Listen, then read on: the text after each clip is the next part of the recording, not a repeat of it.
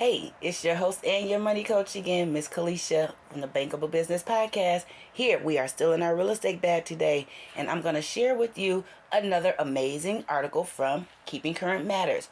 So, if the latest news about the housing market still has you questioning your plans to sell your house, perspective is key. I'm going to share 3 important perspectives on why you need a trusted real estate professional that can explain the shift that's happening today and why it's still a seller's market even during the cool down. So here's why perspective matters when selling your house today.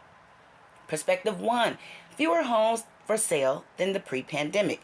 So while the supply of homes available for sale has increased this year compared to last, we're still nowhere near what's considered a balanced market. A recent article from Calculated Risk helps put this year's increased inventory into context. Again, depending on how you're receiving your content today, whether you're on the podcast, you're on the blog, or if you're in a webinar, there's a graph that's attached to break down some of the numbers. So while housing supply is still historically low, inventory in the weeks ending October 7th compared to the last 3 years is shown in the graph that I've attached. What it shows is supply this year has surpassed 2021 levels by over 30%. But the further back you look, the more you understand the big picture. Compared to 2020, we're just barely above the level of inventory we saw then. And if you go all the way back to 2019, the last normal year in real estate, we're roughly 40% below the housing supply we had at that time. So why does this matter to you? When inventory is low, there is still demand for your house because there just aren't enough homes available for sale. All right, so homes are still selling faster than more normal years. So this is another perspective here from Keeping Current Matters. And while homes aren't selling as quickly as they did a few months ago, the average the average number of days on the market is still well below pre-pandemic norms, in large part because inventory is so low. Again, depending on how you're receiving the content, there's another graph attached to show the data from Realtors Confidence Index by the National Association of Realtors to illustrate this trend. Again, it breaks down how homes are selling faster than pre-pandemic levels and how the average days the market in 2028 and later data shows how the decrease in the sales compare and contrast with one another. So again, the graph breaks down the pre-pandemic numbers, which are in the blue, as you can see, and the higher numbers we saw during the pandemic, which are shown in green.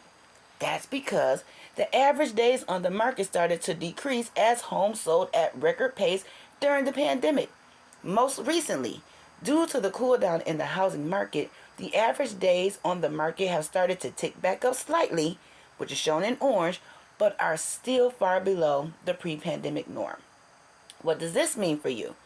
While it may not be as fast as it was a couple of months ago, homes are still selling much faster than they did in normal times, pre-pandemic years. And if you price it right, your home could still go under contract quickly. I'll throw in a sidebar here. I can tell you for sure and with confidence, my broker and I just closed a sale on a home in 30 days flat. So again, this is definitely resonating for us in our business, which if you've been following along, I mentioned before that we had prospective buyers that were still going to view more properties than were really available according to our showing time app, which is something we use to schedule home tours. So while we did see a decrease in sales last year, it did not decrease the number of potential buyers that were out there. So again, it just depends on which side of the table you're on. If you are a buyer or if you are a seller, you are still in great position depending on how you structure the deal and if you're working with a trusted expert like myself. So buyer demand has moderated and is now in line with more typical years. Buyer demand has softened this year in response to rising mortgage rates. We talked about that. But again, perspective is key. Getting 3 to 5 offers like sellers did during the pandemic isn't the norm.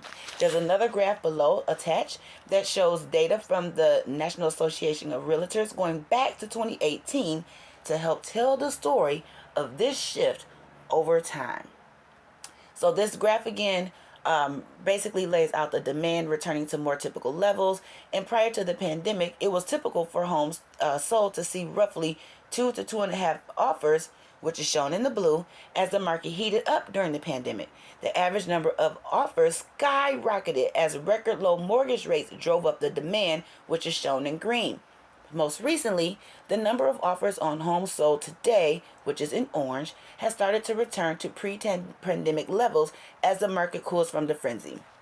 Again, I'll go into that as far as how we've seen that play out in our brokerage also. So again, whereas during the pandemic, I mentioned before, people who had been saving and had been repairing their credit, restoring their credit, and they were actually great mortgage candidates, they were being outbid by cash investors.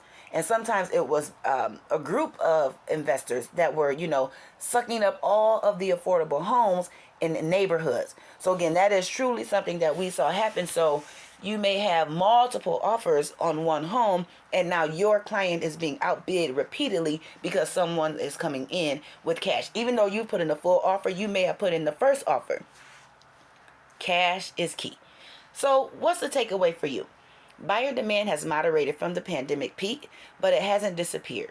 The buyers are still out there, and if you price your house at the current market value, you'll still be able to sell your house today. The bottom line is this: if you have questions about selling your house in today's housing market, talk to trusted real estate professionals like myself. An agent like me can help provide context on what's happening now, so you're up to date on what you can expect when you're ready to move forward. Again, I am your host and your money coach, Agent Coach, from the Bankable Business Podcast, CEO and founder of Miss Tax Lady LLC, licensed Michigan real estate agent, notary, and paralegal. Office manager for JR Real Estate Brokerage and Holding Service downtown in Ypsilanti, Michigan. We come to you with decades of experience in the real estate industry as well as finance, and he is the master negotiator. As we always tell you, being bankable is a money mindset. If you are a part of the Be Bankable money mindset movement, you know I always tell you, I love you, I honor you, I value you. I affirm you, I see you. You are beautiful, you are brilliant, and baby, you are more than bankable.